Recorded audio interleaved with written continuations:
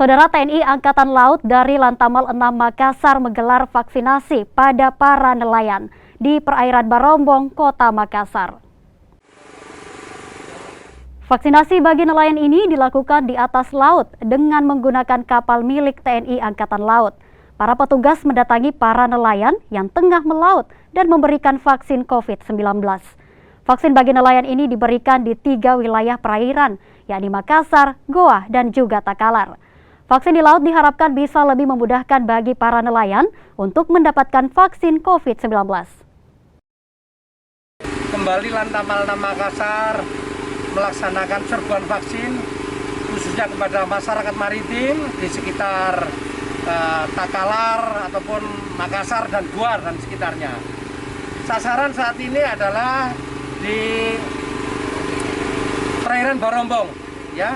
Jadi di sekitar kampung nelayan dan masyarakat sekitarnya yang mana seperti kita lihat bahwa para bapak-bapak nelayan yang pulang dari melaut mencari ikan yang kebetulan belum vaksin 1 maupun vaksin 2 kita sasar untuk kita laksanakan vaksinasi.